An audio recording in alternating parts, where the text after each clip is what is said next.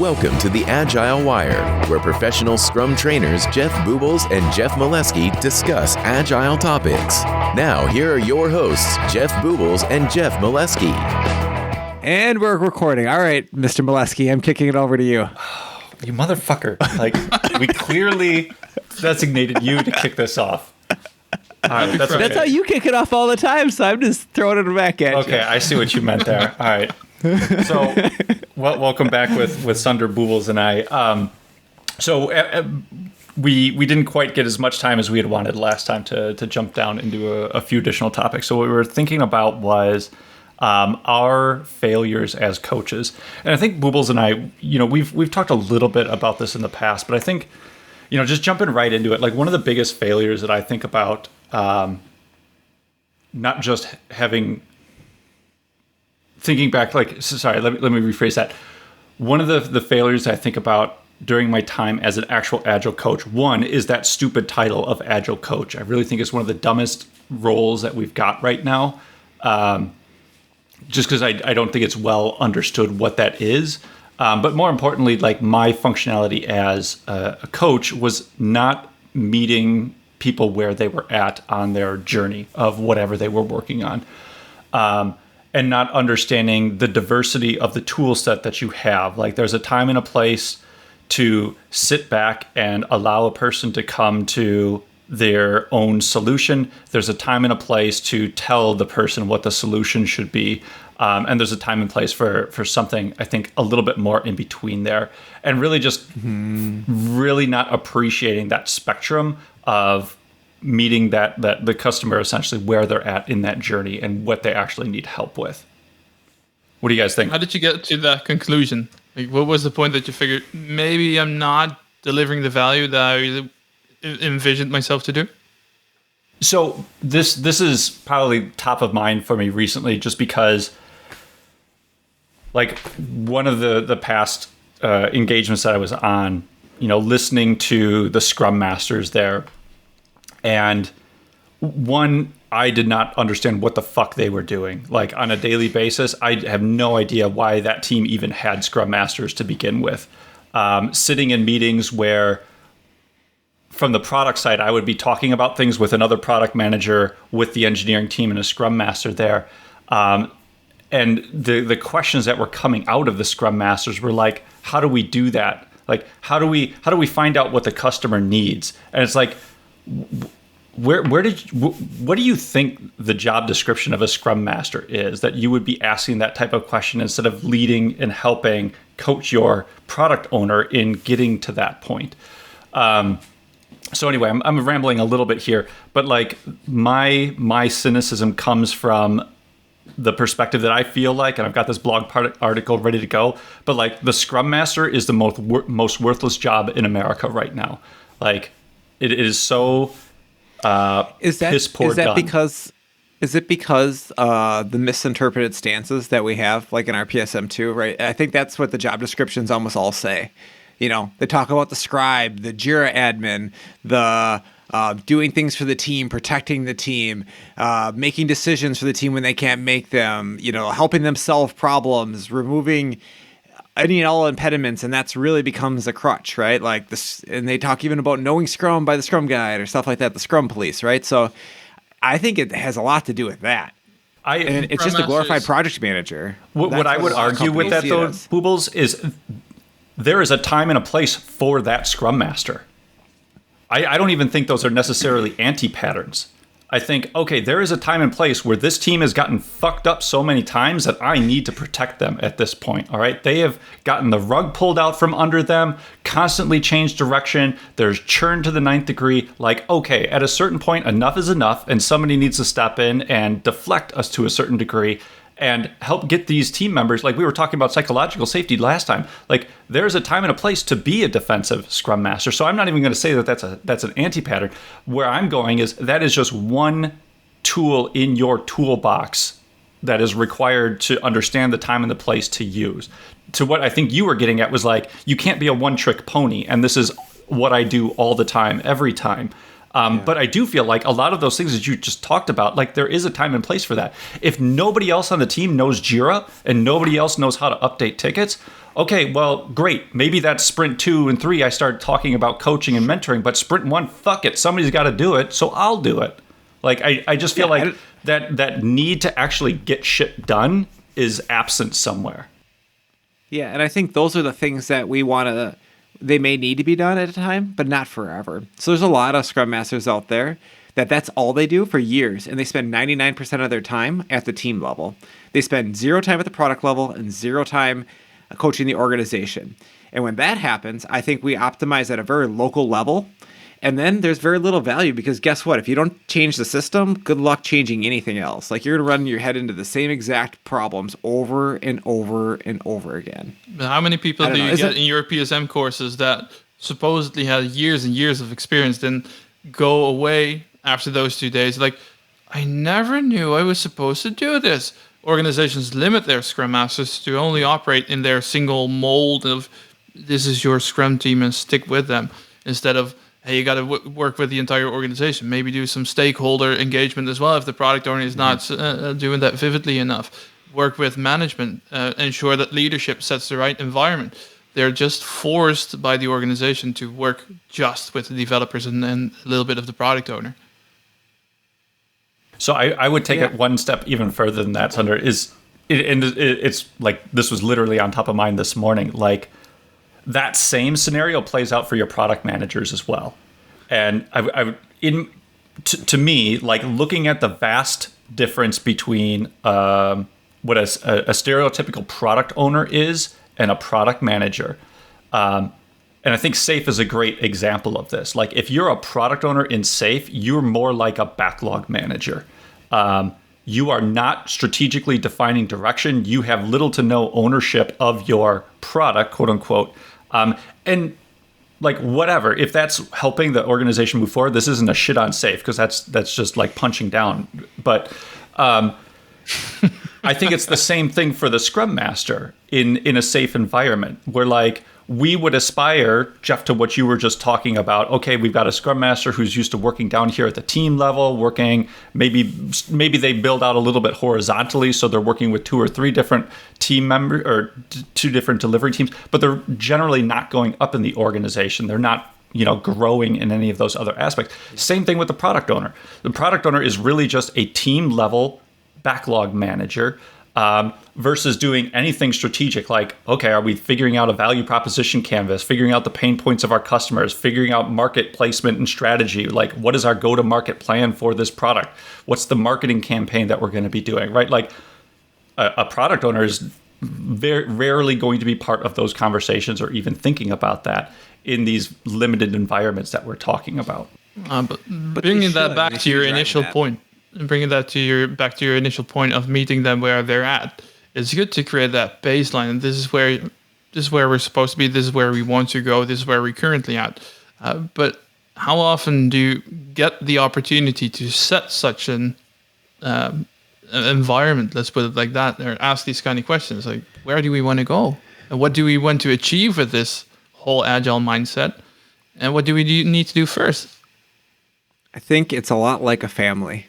You don't get a great family. You have to build a great family. Oh, I like that. It takes a lot of work. And I think that's what your job is as a Scrum Master. You got to build a good environment for Scrum, and you have to educate a lot of people. You got to mentor people. You got to teach people. Like, it's hard work. It's not going to be glorified. It's going to be behind the scenes.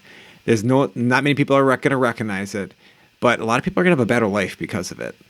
And I think that's something worth doing. I don't know that there's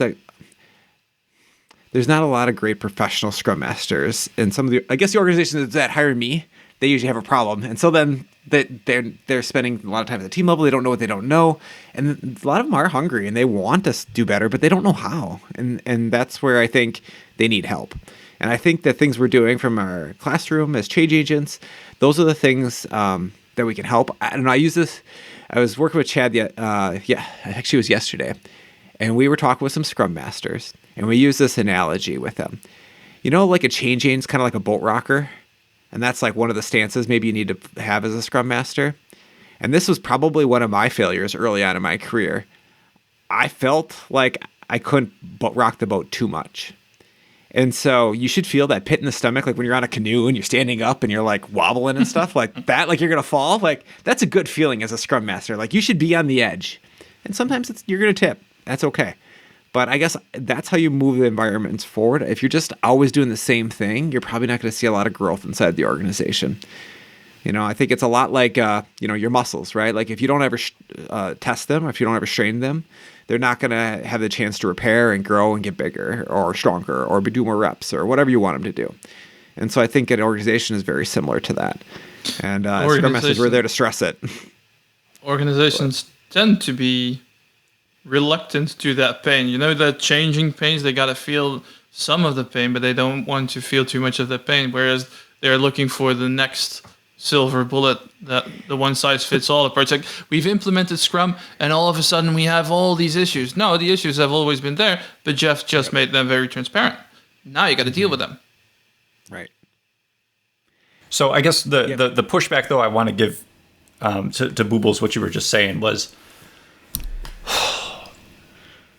I had mentioned size of organizations previously, and I think in small to medium, like that can be it. But thinking back on those coaching days, it was at best, you're going to create a small pocket of change.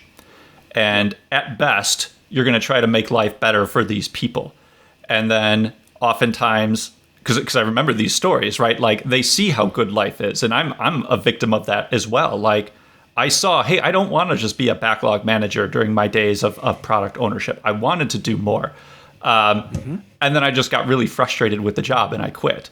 So I don't know if that's necessarily making life better by exposing people to the way it could be, but then forcing them to work I don't know if optimally is the right word there, but I mean, if you help somebody discover where their career can go and it's not with the current organization, but it's the best thing for them as a person to provide the most value to society, I think that's a great thing. Like, so I don't know. I just hope that as we're going through and doing different things with different organizations, even if they regress, that we made enough differences with people we were working with, that they found better ways of working. And when I look at people that we worked with, especially, Jeff, when we were at Centera, and you look what they're doing now, I think they're doing great things and they're helping other people. And I think that, that's a positive indicator that we made a difference at one point in our careers with people.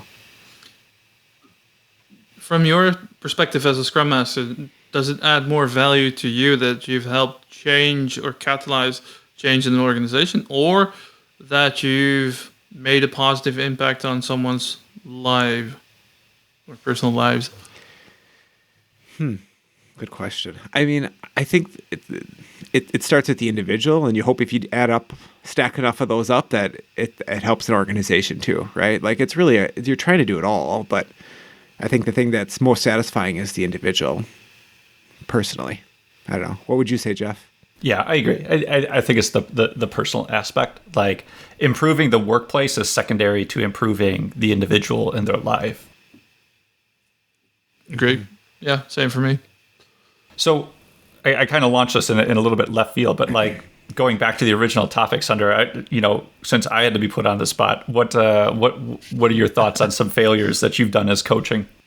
Oh, I've had so many. The one that I think impacted me the most and made me go into an introspection mode was that I assumed self-managing capabilities within a team, where I figured, hey, you guys are all grown up, you're super intelligent, you can do this. Well, they actually needed way more guidance than I was providing them.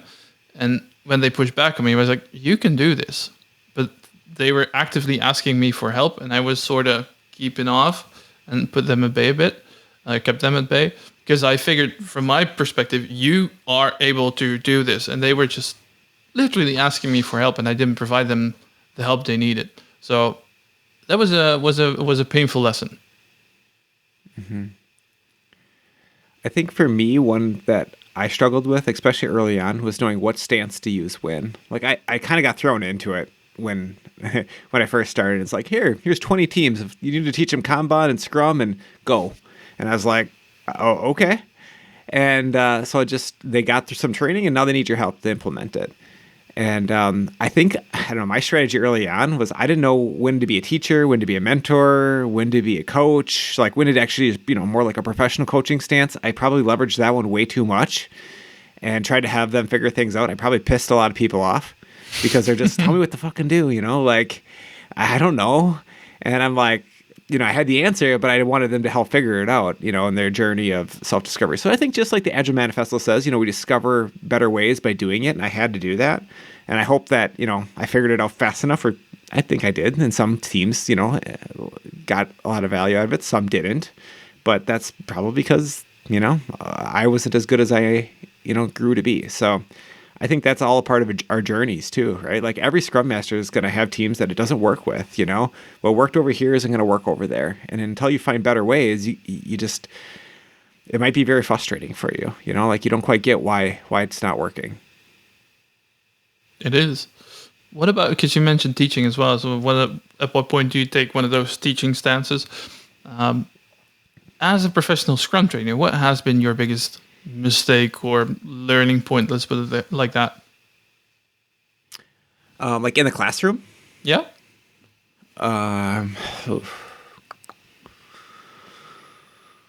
don't know. I don't know if this is a mistake. I'll tell a story. So when I first got into teaching, I didn't want to teach. Like I told them, like, I'll do this Agile coaching thing, but I'm not teaching these classes. And they're like, oh, you're teaching these classes. And I'm like, you just don't know it yet. And so they tricked me into it. So they brought me along, and I taught a talk at a class. It was fine, module here or there, and ping pong some stuff. And there was a few later, all of a sudden they're just like, yeah, I got stuff to do. I'm going to sit in the back. I got to check these emails and deal with this emergency that's going on. You got this today. And I'm like, what? And I had to teach a class. And it was just the first time I've ever seen it, but I taught other classes. It was a new class. I just had to do it. And I'm sure it was rough. I know it was rough. But I learned a lot from doing it. And I asked for a little grace from the class for the situation. And I think they understood. And I think I had people come up to me, years later that said, like, it wasn't a great class, that first one that you did on your own, but now I came to your second class, and holy cow, like, this was amazing. Like, and so, I don't know. I think that, again, back to, like, everybody's growing, and as long as you're hungry to grow and you take feedback and you try to improve on it, I just, give yourself some grace that you're not going to do it perfect, and you're going to have to go through it. Like, the only way through something that kind of sucks is to do it, I think. I know you just gotta move forward through it.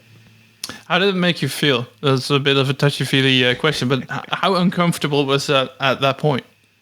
Oh, at the moment I was freaking out. Like I was panicking or whatever else. After I got done though, I felt really good. Like I did that. I didn't think I could, and I did. So then nice. I felt a whole nother, new level of confidence.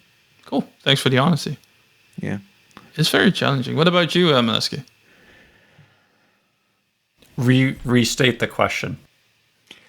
One of your failures in the classroom? Like what are one of your greatest failures in the classroom teaching?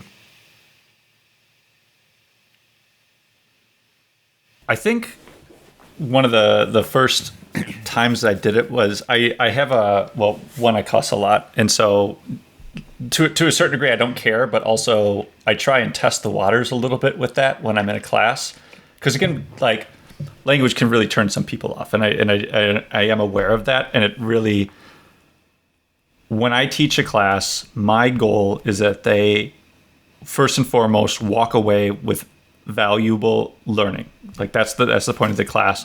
Secondly, I want them to have a good time when they're in the class. So like I have a tendency to cuss a lot. We've already established that. And by and large, people like find that comforting. There's a certain level of cussing that people actually do, and they've done research on this that finds it comforting.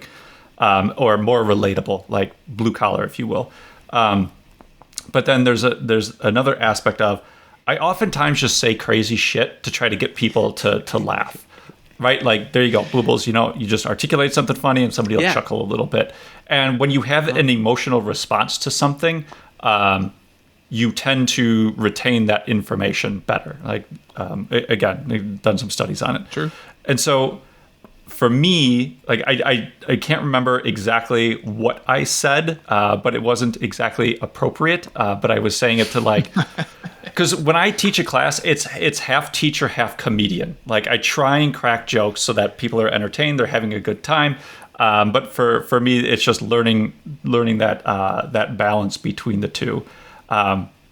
It's almost like, man, it's a terrible fucking analogy. But if you think of Donald Trump, like you can love or hate that guy, but you really should appreciate or like at least acknowledge the fact that that dude is kind of funny. Like he just says really weird shit sometimes where it's just like, yeah, he's kind of funny. He can be a complete asshole. Like I fucking hate that man to death, but like I think he's funny. And so just like being able to hold two thoughts in your head at the same time.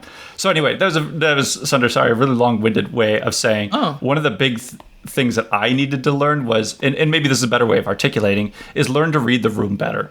Learn to understand what people are comfortable with and what people are not comfortable with and adjust accordingly. I don't think I was, like, I don't have a dreadful tale to tell about that, but I know I wasn't good at that at the beginning of teaching. And that was something that I really had to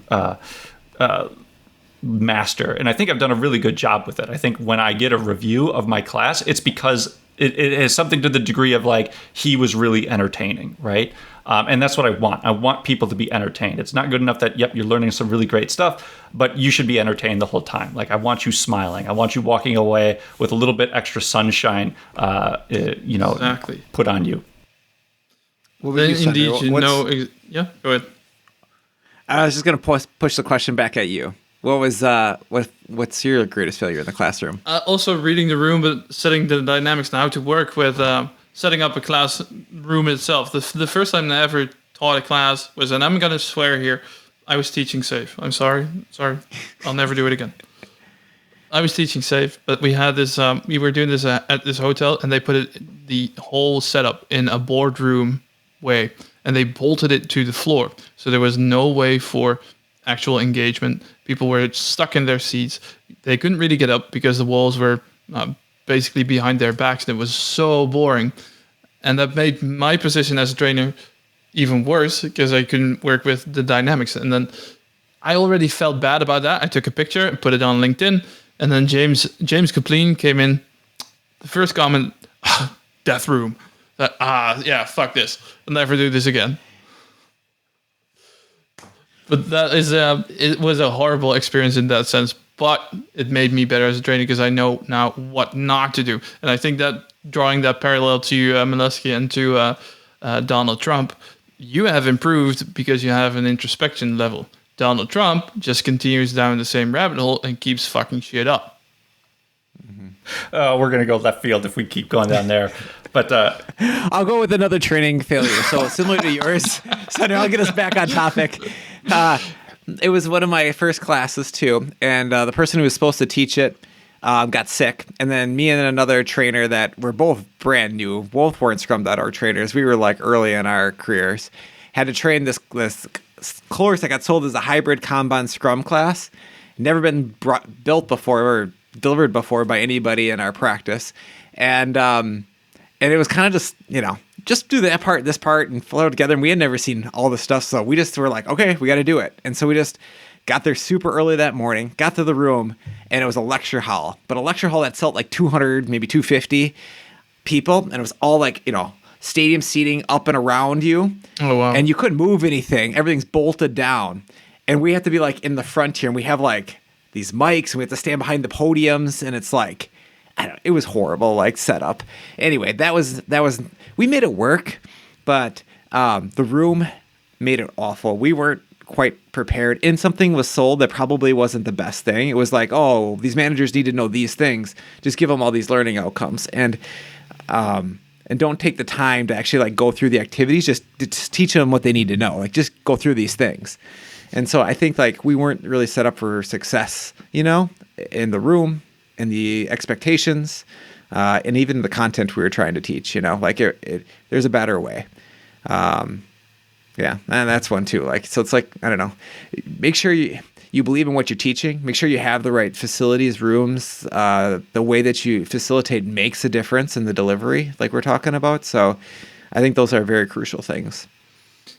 I hear quite some painful stories here, but I also feel that these are still impacting the way that you deliver courses at this moment. So even though they've been super painful, they have been incredibly useful. Absolutely. Not to even come close to something like that now, because like you hear this, red flags, like, hell no, I'm not doing that, No. So exactly. Yeah, If so I it's walk into a definitely room, made an impact. if I walk into a room and I see the tables in a U shape, nope, not this again. I know, Jeff, you've gone back to in person, but Sander, have you gone back to in person training, or are you still doing virtual training? No, I think the only virtual courses that I've delivered this year was because they're US based in company course, and that was the only reason. Other than that, only in person. Okay. Yeah, I've only done virtual now for ever since the pandemic started. So it's like so much of this stuff I don't even have to really even worry about. Not to say like virtual has its own limitations and hurdles. What were you gonna say, Jeff? Well, I mean, virtual does, right? Like, early on in the pandemic, we definitely did tech checks, made sure people had video and things like that worked. And now we're like, wow, that's just, status quo. Like everybody's got to be able to turn their video on and have a mic that they can use, right? And be able to share their screen if they need to and use a collaborative whiteboard. Like who hasn't done that now in the last few years? But every once in a while you run into somebody where they've got a VDI issue or something happens and then they can't do it. And they don't have the same experience as others do. So I think those are similar. They're similar things. It'd be really weird to be walking into a classroom and you couldn't see people's faces. Just think about what that would be like in the physical world. It'd be like everyone came in with like a ski mask on or a bag over their head. Like it'd be just odd, And we seem to be okay with it, I guess, in the virtual world. So I guess nudge out there to the people. I had some clients recently, actually it was this week, and we've been working with them for a while, and I saw their faces for the first time, some of the people on the teams, because we got them to finally turn their cameras after multiple nudges, and it was awesome. Like to see a smiling face on the other side of it, it's just like, I don't know, it makes a huge difference in the collaboration, the energy in the room, how we get things done. So it's, I don't know, I don't want it to mandate it, but I think you can be the change you want to see inside organizations. So if anyone's out there like thinking, should I turn my camera on? Do it and be the odd nut for a while, and hopefully other people start following you because it'll change your interactions day to day for sure. How did it impact your work as a Scrum Master that people have their camera turned off? Because for me, I read people's energy. I go off on people's energy, and then I can, reading the room, coming back to Molesky. That's not just in courses, but just as well in working environments in general, even if it's virtual. If people are having a shit day, it's really easy to hide just by putting your camera off. In person, that's a whole lot more difficult. Or if people run off, they close the lids and they run downstairs crying. You can't see that in a virtual world. You can in a physical one, but for me, my life as a Scrum Master has been a lot more difficult in a virtual world. What do you think, Jeff? Oh man, I haven't. You look like... No, I was looking at you because you're the professional Scrum Master there, not me. Oh, I mean, I think it's huge, right? Like I gain a lot of energy from the video and the face. Like I always give feedback. There's usually one or two people in every course or workshop that I'm doing, and they give you that smiling, like that feedback, that nonverbal feedback that they're understanding what you're saying or not understanding what you're saying. That they like what you're saying, the nods, just the expressions on their face. And I just focus on those couple people if I have them in the room. And everyone else, if they have their camera off, I just try to forget they're there for a little bit because that's what gives me energy. If everybody has their camera off, which I've had those experiences, it sucks. Like it drains you. I can only give so much. It's like I'm putting in but not getting anything back. And if I don't get anything back, eventually I'm going to be drained too. And I know I'm not hitting the market sometimes, but I have no indicator. So it's like I can only do what I can do when you're not participating at the same level that that's required really for a good experience. So I put it a little bit on the people that won't turn their cameras on. And I mean, there's so many options now, like blur your background, show me whatever. Like, I don't care if your kids are there, if you got pets. I love it. Like, show me who you are. Like we talked about the last episode, like, bring your whole self to work. I think it's an amazing thing. Anytime I see a kid pop on a camera, or a pet pop out of camera, the whole entire mood changes. Everybody in the room is smiling and laughing, and it goes from anything serious to like, hey, like we're all people here, right? And you just connect at a different level. So I don't know. I just think it's invaluable. There's a reason why they put face-to-face communication inside the Agile Manifesto, like as a principle back in the 2001 timeframe, because they didn't have good video conferencing. If they had what they had now, they would say like video on. I think is required. I think that's what it would be, because we've proven it can work with video on. It's just without it becomes very difficult. It's an interesting point that you bring up about the kids, because last time, Mileski, you mentioned that that you're allergic to kids. But how does it work with you when you're on a call and kids start walking through the screen? Dude, do your eyes get red? Do you get rash? How does this work? No. So I love other people's kids. I just don't think I would. Well, that doesn't sound right. Like if I was in that situation, okay, I would love my own kids. All right, let's be clear. Like I'm not that much of a devil. I just like the renting model of kids. I think it works really well. But I've had, even I'm a big one on standards and expectations. Like set your expectations up front and hold people accountable to standards. When I'm teaching a class, we'll go through and we'll list things out like Vegas rules, right? What happens in Vegas stays in Vegas. So anything that happens in this classroom, we should feel comfortable sharing the good, the bad, the ugly with each other, right? And we're not going to judge each other. But one of the other ones is real life comes first. When I first started doing the virtual classes, there was some dude who had like kid days. I don't know when they come home from the hospital generally, but it was like a week and a half old infant son that he had, and like literally half the damn time he had this little kid in his arms, and he was taking the course with, and that was just his wife was working, he was taking the course, and so he was stuck on dad duty, and like that was fine. And then like a week or two later, and I was telling this story to the class, and another dad was there, and he had an infant. It was a little bit older, but I would say like less than 1 year old or something like that.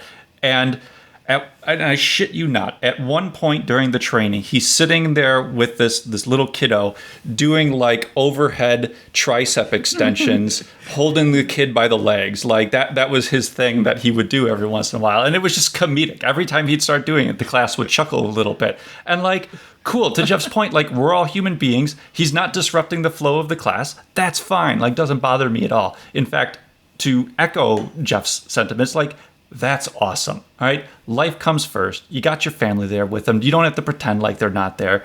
The flip side of that, though, and I think it's interesting. I think it's the World Health Organization recently put out this, like, I forget the way they phrased it. Don't necessarily agree with it wholeheartedly, but it was like, it is a human rights violation to make somebody turn their camera on in their home when they're doing their remote work. So, Jeff, he had a knee-jerk reaction to that. But I understand that, because what it's saying is you have a human right to privacy. Okay, you have a human right to not have to show off your working environment. Now, I know where you're immediately going to go, Jeff, but like, okay, yes, you can blur your background, and this I still don't understand why Zoom, Meet, whatever the other applications are out there, why don't they have like live emoji versions of your face? Like that technology is out there. Why wouldn't they at least do that? That at least gives you one level of security between, okay, they can actually see my face, they can see my environment that I'm in. Maybe that's a privacy issue for you, but at least you still get the responsiveness. You can tell when somebody's looking at you versus somewhere away, frowning, smiling, whatever that happens to be. Like, we have that technology. It's right on your iPhone. We see it all the time. Why is that not integrated into our web conferencing software?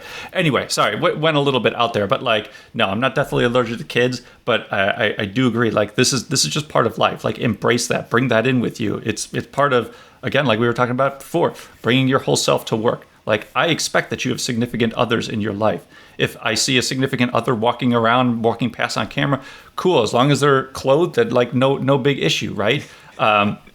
So. I don't know. I think people just make a bigger deal out of it than it is, but that's just a personal opinion. Yeah, I mean, about it being a human right thing, I guess let's just play it out from an organization standpoint. If video's not on and people don't collaborate and they don't feel the connection to people, what is an organization to do? They're just going to mandate everybody come back. Like, that's what they're going to do.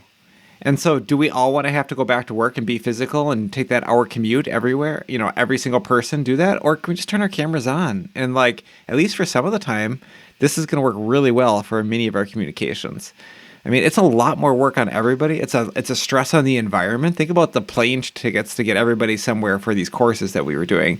Like, we can avoid a lot of things and provide the same type of value to people and not hurt the environment at the same time. I think it's a win-win. So, I don't know. Like, I just think we got to think big picture. We got to think about what's best for the whole. And if you're really not okay with it, then I guess there's in-person options. But like that would be where I would go. Like, it's turning your camera off isn't a good option. So I guess my point being is I'm not disagreeing that it's not ideally I would love it if everybody did, but it's not like we didn't have conference calls before the pandemic, right? It's not like we weren't able to hold conversations with people when we couldn't see their face. Like, we have those all the time in business. But we didn't do them all day where we couldn't see their face, and all week and all month. And there's a lot of people up there that, literally, there was a person I was working with, and they're like, I haven't seen these people since the pandemic started. They've not turned their camera on once since 2019. Like, that's a long time to not turn your camera on and see somebody, and you work with them every day. How do you feel about putting this in the light of self-management?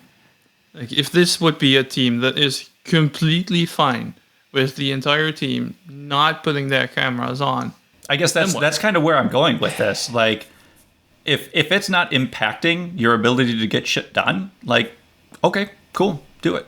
Don't turn your camera on. I mean, just because I would prefer that you do it doesn't mean I'm right or I should be able to dictate it. Are we optimizing for that person or the team? Who are we optimizing for? Either. It depends. I mean, I think we know what happens here in the Midwest. We don't like conflict, so we'll just ignore it, even though it's more painful. And so I think that's just, and then what happens is a company gets frustrated. They keep hearing about it from back channels, and then it becomes a policy, and then everybody loses that. Well, so I just think that. But back to Sander's point, like, if the team has decided this is genuine, like they all get together, they say, you know what, cameras, we don't need them. Like, we don't whiteboard that much. We don't see each other that much. We're really just talking through what piece is being worked on by what person. Like, yeah. So what? Yeah, exactly. Because when the pandemic hit, I was working for this super high-tech organization, Star Wars Technology, and those people were the biggest club of introverted people that I've ever seen. You know, they were like, everyone needs to work from home. Fucking sweet. I won't have to see anyone ever again. Nice. Then who am I to judge them for that? Yeah. I just think that, and maybe that's okay. I would fit in that culture, I guess. You know, like, I need to see people. Yeah. Same, but if I'm the only one in the team who wants other people to put their camera on, I mean, the whole recording of this podcast would be way less fun and engaging if you guys had your cameras off and I'm the only one here with my stupid face on screen. Yeah, so let me clarify. I am not necessarily disagreeing with you, Jeff. I am disagreeing with the need to mandate it. I don't think you should impose your perspective onto somebody else in the form that takes away their right. So it's taking away their right to turn the camera off. That's the piece that I would be opposed to. So sure, I can get behind that. I don't like anybody taking away that self-management, even when it might be a little painful for a while for some of the people, you know. But because then what else do you take? It's a slippery slope. So I get where you're going there. Right. And then, because I think another extreme to this is what we've been talking about, but like, okay, so should I not be upset if the company installs monitoring software on my computer to make sure that I'm not idle for more than 5 minutes at a time or something to that degree, right? Like, where all of a sudden does that line become tolerable and not tolerable? Mm-hmm. Right. I get it. Yep. It's, one of those lines we got to balance, right? And I think it's okay. I think if you're right, like, we shouldn't mandate it. I think we should have the courage to talk about it as team members and the effects that it has. inside organizations, I just think that maybe it's not talked about enough. But if you find value in it, maybe bring it up. Like that would be a nudge. I think it will change your collaboration if you have video on.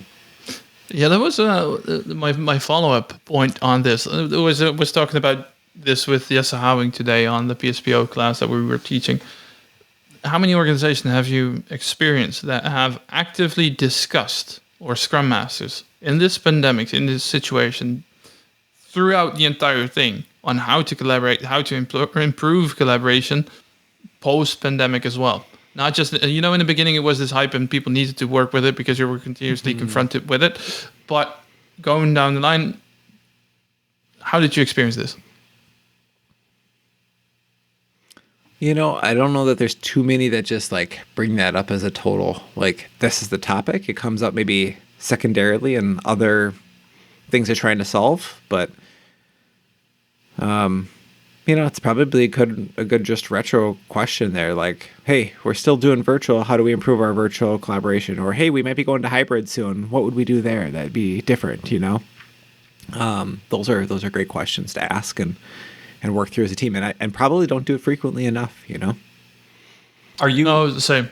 Sander, are you asking because you're still seeing that where like teams are still struggling with collaboration tools, or was that brought up in your PSPO course? No, it was just a discussion that I was having with Jesse. I'm in the luxury position, or sort of the luxury, depending on how you look at it. We fly to different locations on the assignment that we're working on. We're working now for Sky Media, a big broadcasting company over here. And we go to London, to Munich, to Milan, back and forth. So we're not really struggling with those challenges because we meet people, as well as that we have the hybrid thing going on. But for instance, the teams that I'm working with in Latin America, they all have their cameras turned off. They're not sitting in the same location, but they also refuse to do anything about it or to discuss it. While I, as a Scrum Master, or not necessarily as a Scrum Master, but more as an organizational coach, see so many points to be improved that they're just reluctant to touch upon. So it really depends on what kind of area, what kind of assignment, what kind of questions. But I was really curious about your perspective on this. So I'd be sorry because you just made me think of another question. I want to turn it around back at you. When you're seeing an organization that is resistant to any type of change, so whether it's change of turning on the cameras, it's the change of feeling open to just being able to discuss issues, whatever that may be, like what is your approach to highlighting that issue? Like, hey guys, you want to be a great organization, but you can't even come to do little changes. Like how are you thinking you're going to get to whatever it is you want to be when you grow up as a company? I did that recently where, if you fuck something up, they'll point you to, this is what you're supposed to do, and this is what you're not doing. I do the same thing back. This is what I'm supposed to do. This is what you guys want me to do. This is what I need to do that, but you're doing exactly the opposite. So if you want me to do my job properly and you're paying me a shit ton of money to do my job, please walk with me through this. If you don't want to change, sure, fine, that's by you, but then I'll give you back the assignment. What about you, Boobles? I think that there's three types of people when you go into organizations. There's the resistors, the people on the fence, and then there's the people that are gonna they're just longing for change. And I try to listen. I try to build some rapport when I start an engagement. I try to find those people that are really hungry for the change and put them in a group and try to and show the benefit. When you do that, if you can do that, usually the people on the fence want to join. And then the people that are the detractors, usually they either come to the fence or they decide, I just don't want to be a part of that, or I don't know. Usually they work themselves out somehow. And so I guess that's what I try to do. And sometimes, it's not even the teams. I rarely find the teams don't want to improve. I think most people want to do, they want to wake up in the morning and they want to provide value. They want what they do every single day to matter. I don't think people come up and say, I just want to go to work, twiddle my thumbs for 8 hours, and go home and not provide any value. I want to waste my life away for the next 40 years. I don't think people say that or think that. I think they want to do good things. Now, if they feel like they can't or there's something in their way, those are things that we can talk about and get empowered, but they have to trust you to tell you those things. And I think you have to be able to show them that you're there to help. You got to show them some quick wins and that you're not there to like be the Bobs, because I think sometimes that's what people think when I walk in with Chad is like, we're the Bobs from Office Space, or what is it you actually do here? And, you know, we're I don't know. They might think that initially, like, hopefully, you know, by the things we do around the community and things like that, and people see us on the podcast or, you know, talking at meetups or conferences that we're at, like they know that our intentions are, you know, good, and we're just trying to help organizations and the people inside of them. But, you know, that is a persona out there for people coming in from a consultant standpoint. And so you got to be aware of that. Like, that's how people might see you. So I think that it's just about finding the right people to get started, carve out a small enough niche where you can make a difference, and then just show the results and be open and be curious. And, you know, change doesn't happen really fast if people aren't ready for it. Like, it takes time. And I know everyone wants the results now. It's like everything. We're just like an instant gratification culture. But like it takes time. It just does. And so I think you got to be patient with it. Yeah. And to that extent, I want to nuance my very black and white answer just before, because the way that you describe it, Boobles, is the way that I feel that Scrum Masters and Agile coaches, or whatever kind of coach that you are, should go with open curiosity, with an open mindset, curiosity, empathy, ask these questions on what's going on, and ultimately, again, if it doesn't work, it doesn't work. You don't want to continue just for the hell of it and for making money until you're about to retire and you spent 40 hours or 40 years on nothing. What about you, Molesky? I am grateful that I don't really have to worry about that question anymore. There's a reason I kind of hung up my hat with the whole Agile consulting thing, or organizational change agent, or whatever you want to call it. Like, I just got tired of trying to convince people that there were better ways of doing things, and I just wanted to get myself into positions where I can mandate the better ways of doing things without, like, I forget who articulated this to me, because I certainly didn't come up with it, but you essentially have two different powers in organizations. You have the organizational power, that is the power that the organization gives you as a manager, director, whatever, right? So there's organizational power, and then there's relationship power, the ability to influence change without direct authority, right? So basically, when you're trying to enact change, those are the two levers in essence that you're trying to pull on. And just personally, like, the influencing without authority is probably the better lever to pull. Like, long term, you've got to, the whole ADKAR model, I think, is great for understanding the desire to change, what needs to change, all that jazz. But oftentimes that is influential. You're trying to win somebody over and helping them understand why this change is going to be better, versus I'm your boss, I can fire you, you're going to change in this way, or just maybe even not to that level, but just being in a position where I can directly influence things without needing to necessarily win people over. I sound like a jackass, and that's okay, but I'll just be honest about it. Like, I just don't want to have to spend weeks, months, years trying to show people the right way and win them over, when I could just say, just do it this way, and you will see the results in a few weeks, and then we can go on. Like, again, in my head, it's cost of delay again and again. Like, what is the cost of this organization by me taking a very long, slow, steady approach to getting this change out there versus just mandating the change? And if people don't want to go along with it, cool, they can self-select out. Yeah, I think to me that's one of the most frustrating parts as well. That whole reluctance to change, and everyone needs to have their opinion and have their opinion heard all the time, and it takes so long for actual change to happen. I hate that part. I never said that. You look like you wanted to chime in with something, Boobles. Well, yeah, I mean, it does, but also whenever there's a good emergency, we can change pretty fast, can't we? Like, oh yeah, we are a pretty responsive species when we need to be, and so I'm not saying manufacture that, but if you really want to be in an organization where they change fast and everyone's on the same page, like, go work at a startup. Like, I don't know, Jeff, you've done that for sure. Like, I've been a part of some consulting recently, and like when shit needs to happen, like there isn't like weeks to months to do. There's days to hours to get shit done. Like, and we got to make things happen, or we don't get paid this week. Like that's like everybody's in the same boat, and we all have families, and we all have to do this. Like, and we all know that there's upside if we can make this thing work long term, but like we got to do it together. And I think they're just as stressful as that can be at times. It's like some of the best times too, right? When you're going through something hard with a group of people and then you like get to the other side of it.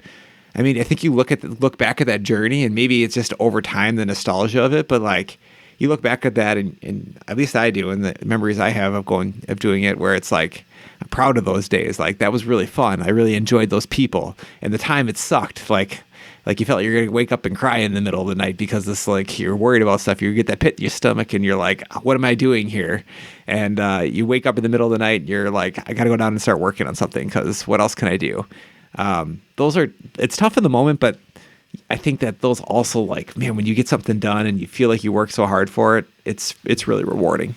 So I feel like I'm being extra cynical this episode, but the one thing I want to not even push back on, but like the consideration in there is I have been in the trenches. I agree. Like I have had that feeling before, but I guess my point is, if you can get to the same outcome without all of that misery, like wouldn't you choose to get to the outcome without all that misery? Yeah. I mean, yeah. We all want pleasure, but I think it takes hard work to get to that, like that's where our minds go. I think the level of satisfaction is different as well. If you really have to work for it and you have the same result, then the level of gratitude and satisfaction is different than when you would just snap your finger like that and the whole world would change. It would have been differently. It would work different on people's motivation. And let me detail a little bit more here, and I promise I won't go down into the weeds, but it's more about like, I've seen this rodeo before. I've seen this issue before. I know what the solution is. So, and probably because I've gone through the trenches, I've done that with, right, like exactly what you're saying. So I guess my point is, why would I want to keep reliving that nightmare to get to the outcome when I've lived the nightmare once? I know what a good solution is going to be, or something that's more ideal. Like, let's just do that and then go on with our lives. That's more the what I'm trying to get after. But playing devil's advocate, I'm robbing those other individuals of living that nightmare and potentially coming to the solution themselves. So maybe we've come full circle and understood like where I have failed as a coach and not understanding and meeting people where they're at.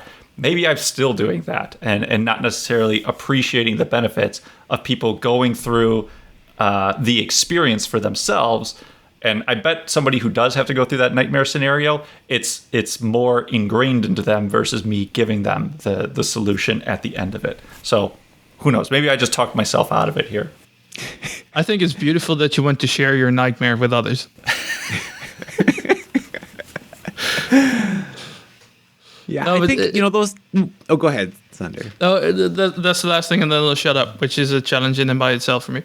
But that comes back to what you were saying about people can change really fast if they want to, and that's just look at pre-pandemic, when organizations said, well, you're never going to be able to work from home full-time because you just can't. Pandemic hit, ta-da, magic, people can work from home. Oh, shit, we really can. Yep. Yeah, it's amazing what can happen when you have an emergency and, you just have to do it. I agree wholeheartedly with that one. And in fact, I think Boobles and I, if we went back and looked at some of our earlier recordings, like I'll at least speak for myself. I was dead set against remote work. I was like, this is bullshit. You're never going to be as productive as a team when you've got remote people. Now, in my defense, I think it was because the majority of those teams, and maybe even all of them, were hybrid. And I still think there is dysfunction with hybrid that we haven't quite sorted out. But like, if your entire team is remote or your entire team is there in person, I think they can be just as effective as a team now. And I totally eat crow on and having bad things to say about remote work earlier. Yeah, we didn't know what we didn't know, right? We had never experienced it. So like we could only judge from what we had seen in the past. And what we had seen in the past was a lot of hybrid. And that didn't work so well. So Yeah, I think you're right. Like now we've seen it, we've proven it. Like sometimes you just got to run the experiment. Like I guess that's good advice. And the outcomes of running the experiment are different too. I think when you're trying to do change in an organization, you have to let go that there's a deterministic path. Like if I do these things, these other things will happen. They won't. There is a probabilistic path. You can add a high probability that certain things will happen if we do these things, but there's other influences out there that may make them go the other direction. So like to your point before, Jeff, like I've seen this nightmare. Yeah, and maybe 80% of the time the solution you have works, but maybe we're in that 20% right now. I don't know. And so we kind of just got to go through it, and maybe we'll run into the next nightmare. Maybe we could, we'll take the 80% odds and we'll get to, and that'll just lead into the next nightmare if it really is a 20%. But we could be 80% in a good dream for pretty soon. So I don't know. I just think that some people just have to experience it, and they need they need the experience of going through it. Until you do it, you don't know what you don't know. Coming back on the original topic before we went to take a walk in the jungle. What's your biggest failure when it comes to hybrid work or virtual work? Forgetting about people. It's got to be that. Like I'm there in person and I forget someone, or, you just don't plan for it. Like you're like, oh yeah, those people are there, and you just lose sight because it's like you're in the moment, you're having this interaction, you're right here, and they're like, oh yeah, that person's right there over there on that speaker, and we haven't even talked or brought them into the conversation at all. It's something I got to remind myself about all the time when we're doing hybrid. I don't know. How about you guys? What's some of your failures with hybrid? You go ahead, Sander. Too. All right. So I'm an avid Call of Duty player, right? And that's a video game. There was an hour. Yeah. Oh, okay. And it's fucking amazing. Next one is about to be released, and I'm already hyped like a 13-year-old. Anyway, there was a gap in my agenda. I was like, fuck it, let's go and play a game. And I was on a roll, and I saw on my phone these notifications popping up. Yeah, I have a meeting in a minute. Like, yeah, in a minute. And I continued because I was on a winning streak. Like, I'm 25 minutes late to a very important meeting because I wanted to win my game. It's like, maybe I should not do this ever again. So the balance between the way that you can set up your private life versus work life has become, for me, it has become better, but it took me a couple of lessons to get there. This one was very, not the most professional one.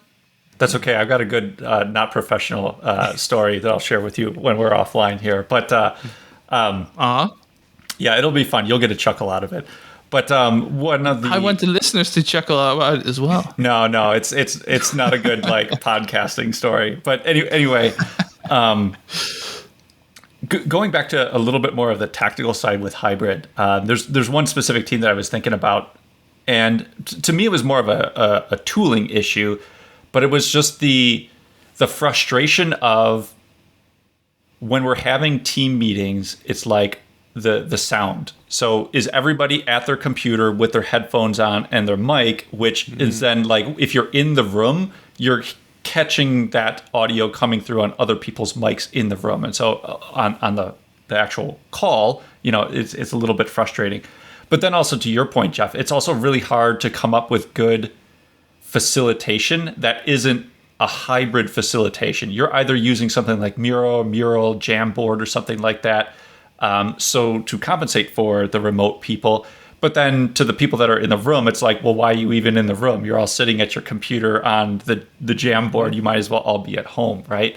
So that's just a personal limitation for hybrid. And that's why I say that was never a nut that I necessarily cared to crack. Because that was a very limited engagement, and moving forward, all the teams were either all on site or on remote. That being said, I don't know if you guys watched the last Meta presentation. I find that incredibly interesting in a good conversation, not conversation. If you guys watch or listen to Joe Rogan Experience, he had Mark Zuckerberg on there recently, and he listened. And I thought that was an incredibly fascinating conversation to hear about the future of work. And essentially that really does solve a lot of these hybrid problems. Like you do have that, like the way we engage with each other, even sitting on the screen, like our listeners can't see it. And even when we edit this and put it on YouTube, but like I see me, Sander, and Jeff on my screen in that order, right? And so when I'm looking at one of those individuals talking, I am looking at a different spot on my screen, and it kind of looks goofy to somebody on the receiving end of that. And just expand it out to the 9, the Zoom, whatever it is, the 9 square that you've typically got. It's just those little human elements that we were talking about earlier. And I think a lot of this stuff will solve for, assuming he doesn't bankrupt Meta in the process over the next few years of trying to build this thing, giving avatars legs, which is like, what the fuck, really? Like, that's where you're spending your money. But anyway, sorry, long-winded answer there, Sander. For just the tooling in a hybrid environment, I think is still really lacking, or it's just I haven't solved for it yet. Maybe others have. Yeah, I think it's getting there though, right? Like tooling's getting better and better. I'll tell you about one tool that I use right now. A few clients we've recommended it, and I think it works really well. I think it's semi-affordable. It's like $1,000. It's called an Owl, and you plug it into a conference room, and it has a camera 360 all the way around, and it focuses in on whoever talks. So then you see them, and then the mic's great on it, and then it sits right in the middle of the room. It's pretty portable. It's like only it's 9 inches, 10 inches tall, something like that maybe. And man, it works pretty well, I think, from a conferencing solution. So when you have that, at least in a conference room, at least everyone, that's at home can still see everybody in the room really easily. Because a lot of times those cameras don't work well, or you can't quite see everything. This is pretty nice, actually, from the different clients I've used it at. I haven't heard of that. I'm going to check that out. Yeah, it's not the same as VR, Jeff, but it's something we have right now. That's it's there that could help. Sure. Thank you for listening to the Agile Wire. We are consistently inspecting and adapting ourselves. We would appreciate feedback at feedback@theagilewire.com or on iTunes, Spotify, or Google Play Store. See you next time.